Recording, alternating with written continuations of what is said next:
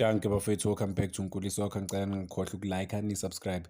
Kaizer Chiefs bafethu seyikhansela i-trip yayo-ke yokuya laphana e-KZN iyodlala i-Legacy Cup laphana e-Prince Mangosuthu Stadium ngeyi-16 November. I-Kaizer Chiefs beye-expected ukuthi izodlala i-top 4 against Insingizini Hotspurs yase-Eswatini, and then kuleyo tournament leyo noma i-top 4 khona namaZulu nenye nje i-team, I think yaku-third division or so, but yawukungena bokuyi-50 rand. But iy'ndaba eziphumayo manje ukuthi i-Kaizer Chiefs ikhanselile leyo trip leyo because of ifuna ukufokhasa kulo ku-CAF Confederations Cup. So angithi kumele baye elokhunjana bafethu e-Egypt. So i-CAF Confederations Cup igame yabo izobathatha baye laphana e-Egypt. So it's not gonna be easy. Kumele baplane ukutravel, baplane ezinye izinto. So yeah man, it was gonna be a difficult game ukuthi baye, let's say e-Egypt, and man bayodlala le match lena what is this, e-KZN ngapha kumele vele baphinde batravel futhi baye lena e-Egypt. So it was not gonna be viable for i-Kaizer Chiefs. That is why lento le ikhanseliwe, because Kaizer Chiefs ngeyi-23 this Sunday kusho ngeyi-23, but yeah, they were gonna be able to do it bafethu because of le tournament lena bazodlala this upcoming weekend, and then next weekend by Egypt. But-ke bafuna ukuthola isikhathi enough ukuthi ba-prepare for i-trip yabo yokuya e-Egypt la bodlala khona ne-Al Masry, i-team yalaphana e-Egypt. It's not gonna be easy ukudlalela e-Egypt, kunzima kakhulu. But-ke kuthiwa-ke ama-reason ukuthi bakhansele i-trip yase-KZN ku-Legacy Cup, obvious akusiyi-official cup, i-cup nje bebazodlala nje khona ukuthi bafuna vele ukuprepare. So iba-replace-we i-Richards Bay kule tournament le top 4. Yeah, i-commitment yabo ku-CAF bafethu iza kuqala. So hard luck to ama-fans ase-KZN bawalinde ukubona i-Kaizer Chiefs laphana kuleya tournament. Unfortunately-ke abafana ngeke basakwazi ukufika laphana e-KZN.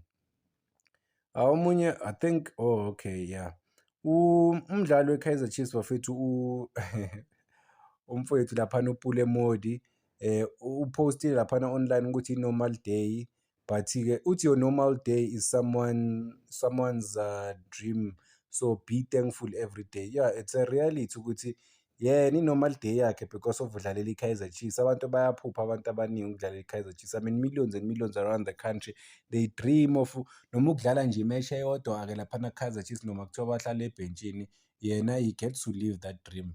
But what is he giving for i-Kaizer Chiefs?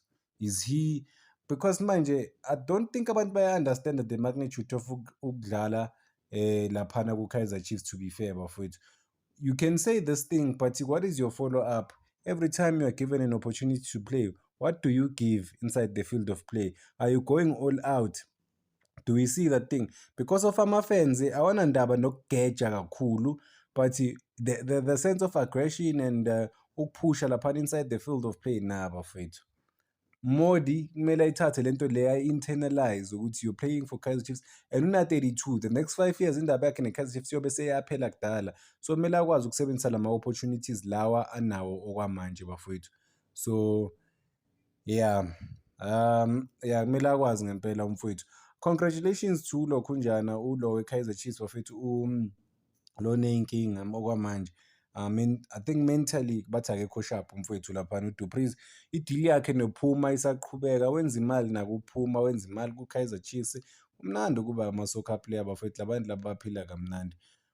I think mental obvious akekho right kuthiwa because of ushonelwe ubabakhe, and also wageja leya opportunity enkulu, izinto zivele zam-affecta kakhulu zabaningi from yena. But I think he can try and maneuver, man. Impilo vele difficult, inzima, but he can try and maneuver around ama-situations wakhe wokuthi let's say mentally akekho right umfowethu, but-ke uzoba ngcono kakhulu, uzoba right man, uzoba right, indoda uzoba right. Sibonile laphana online bafethu uGiven Msimangu postiwe laphana yena nengane yakhe nomuntu wakhe. Ngihlekile yazi mangibona lesithombe. Okay, mangibheka ama-comment, abanye abantu bathi lo mntwana ufana noSipho Mbuli. Hayi ama-fans, hayi bathi ufana noSipho Mbuli lo mntwana. But-ke mina I would say ucishe afane noma wakhe than ubaba, because of Okay, there's no disrespect by the way, but kune-resemblance kamama than ulokhu njani ubaba, which is uGiven Msimang. But yeah, aka-enjoy umfethu, like there's nothing more beautiful than ukuba close to ifamily yakho bafethu, and being around abantu obathandayo, ukuthi mabangekho egrawundini abafethu bakwazi ukuhlala nabantu ababathandayo, bakwazi uku-enjoya nabantu ababathandayo. Nalana siyambona uDuprizi ne-fiance yakhe lana, uzoshada uDuprizi kungasikudala bafethu. So yeah, I think leyo nto leyo izomenza abe more stable, and he knows where home is because of unomuntu wakhe amthandayo bafethu, i-ride or die yakhe. So no matter what is going through, obviously-ke kumele bamsupporte, bayamsupporta obviously lapha endlini because of bayamthanda. Fiance yakhe, congratulations, we can't wait ukubona umshado bafethu kaDupriez, umuntu onespeed kakhulu laphana ku-Kaizer Chiefs, but-ke kumele alungise i-decision making yakhe laphana phambili. Ox Mthetho, uyambona umuntu odlela inyama bafethu, onganankinga nje, ongana-stress, ohlalela namajita, pholiwe nje njalo every opportunity he gets. And ngibone even nalapha ku-interview yakhe i-Kaizer Chiefs, Umthetho abaye laphana e-KZN bam-interviewa, baya kubangani bakhe, abantu around akhule nabo, ukuthi uyathanda nje ukuhlalela ney'nkabi zakhe or abangani bakhe. Usaselo muntu lo wayewuye couple years back before even the rise of i-superstardom or ifame ku-Kaizer Chiefs. But yeah, it's just a normal guy bafowethu. Nothing has really changed that much. Uhlongwane udelela uMfundo Vilakazi, noma-ke singasho ukuthi uyamdelela, sithi i-banter or i-banter for amajita, uthi Minister of Education. Kazi ubani ogqokisa uMfundo Vilakazi kanje bafethu? But yeah, it's wow, yeah, upromoter some brand or some colors, I don't know what's happening. But yeah, i-yellow, we know i-yellow ukuthi maybe usebenza ne-brand or usebenza ne-design, that is why agqoke lo orange wakhe lona, ofake lo orange wakhe. DDC team ye-Kaizer Chiefs bafethu, ilokhu njani, iyenze kahle kakhulu namhlanje, finally kwazile ukuwina igame after isikhathi eside bangawini igame. Abafana bawine 3, bakwazile ukushaya 3 goals, which was it's not easy like ukushaya 3 goals ku-DDC team, because of baningi abafana abafuna ukuprova, abafuna ukupromothwa, abafuna uku-advance, ukushintsha iy'mpilo zabo ukuthi babe laphana ku-Betway Premiership. But unfortunately-ke it's not like ukuthi wonke umuntu uzokwazi ukuphumelela phela afika ku-Betway Premiership. But Kaizer Chiefs ama-defending champions walaphana ku-DDC team, as they are preparing ukuthi bahambe bayeleni eNgilandi bodlala nabo Manchester United nabo Leeds United, bakwazile-ke ukuthola i-win after isikhathi eside bangayitholi i-win abafana be-Kaizer Chiefs. So sithemba ukuthi lento lena izoba motivator going forward, nanokuthi they will be able to to draw inspiration from this win, and then heading forward babe more calm, because bebathola ama-draws amaningi kakhulu. But-ke sithemba ukuthi this is a turning point kusizini yabo, ukuthi bazokwazi ukuzama ukuphusha ukuthi bakhompithe namanye ama-team ale phezulu esicongweni, which is I think i-Orlando Pirates ne-Mamelodi Sundowns. Ngizoyibheka kahle laphana ilog. But yeah, umuntu oshayile igoli for i-Kaizer Chiefs okokuqala bafethu uMlungu Stevens, ushaya igoli. Well, ngingasho ukuthi igoli elihle ngoba ngiyibukela nokuyibukela leyalo, just ngibheke i-match report, ngoba uma ngizothi ushaya igoli elihle ngabe senginamanga.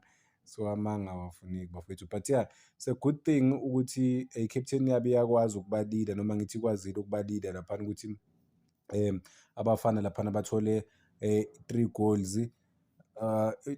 It's never easy ku-DDC team or ku-DDC challenge bafethu, especially ukudlala laphana nePolokwane City.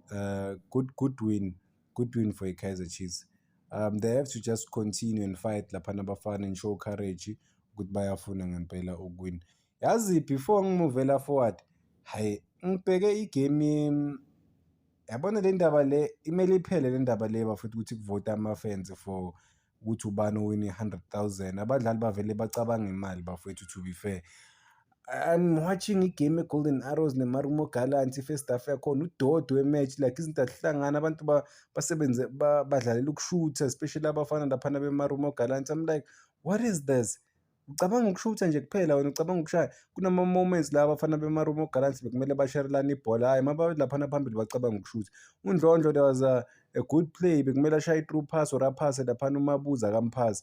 So and uyazibuza ukuthi ngidlala ngicabanga i-100,000 kuphela, ngidlala as i-team, angicabangi ukuthi kunemali enkulu eniyidlalelayo lana which is ama-millions manifika ku-final.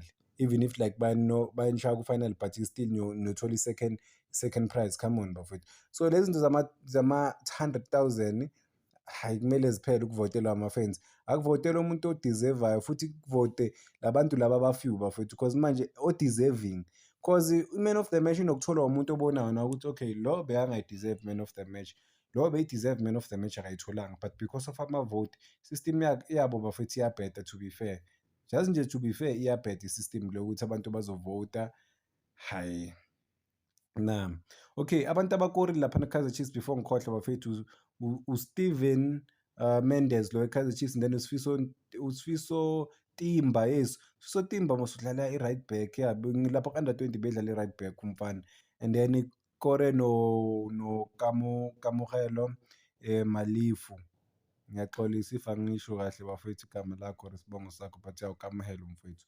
Cela ya ayiphele bafowethu lento le yokuvota, angeke. Hhayi, yazi cishe ifane nani lento le, ifana straight nalento le yaku-Betway Premiership ekuthiwa abantu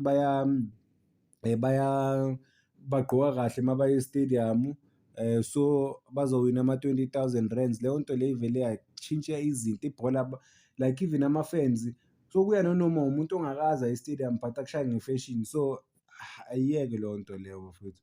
Okay, le 20 angifuni ukungena kuyo lento ye-20,000 because abantu bazothi ngiya-discriminate-a, ngibheka abanye abantu kumele ngabe baya-deserve-a, kanti lento kumele ibe-fairness. Bheka bonke abantu abawinile laphana bengakhi abantu abawomama or abawosisi. I was seeing something even la online, khona lo sisi lo owinile laphana ku-Golden Arrows, makudlala amaZulu, ugqoke ezamaZulu, agqoke kahle futhi ubone ukuthi wayigeja laphana kumaZulu azange ayithole i-20,000. Ku-Golden Arrows-ke washaya ze-Golden Arrows wayithola le 20,000. And the thing is, guys will never compete with women when it comes to lezi zinto lezi za-fashion and the preparation and nokunye. So ayibe ne-bit of fairness bafethu, asibeni fair. Yeah, angazi ukuthi ngaba kanjani but yeah, angifuni ukudive ukugxila kuyo yeah, i-fairness is very important. Game yeMarumo Gallants nelo, it was not a good game bafethu. I-first half hayi vele ngathi hayi angisafuni nokuyibukela igame ebheda kanje, awungeke. Abantu abafune kuphasana, uke wayibonaphi le nto le? Hhayi, laphana phambili umuntu vele ondlondlo bacabangela i-100,000. Yabona le ndaba lokuthi ama-players awaholi kakhulu i-problem bafethu. Abantu bayolwela i-100,000 ngathi-ke manje and they forget even about football. They just focus kule 100,000. Ngicela ukuyibamba lana, ingalo engingena kakhulu kule nto le. Cela bafethu ningakhohlwa uku-like and subscribe, esimaking sure ukuthi le page siyalikhulisa bafethu. Uma lingakhuliswa yithi lizokhuliswa obani. Danko.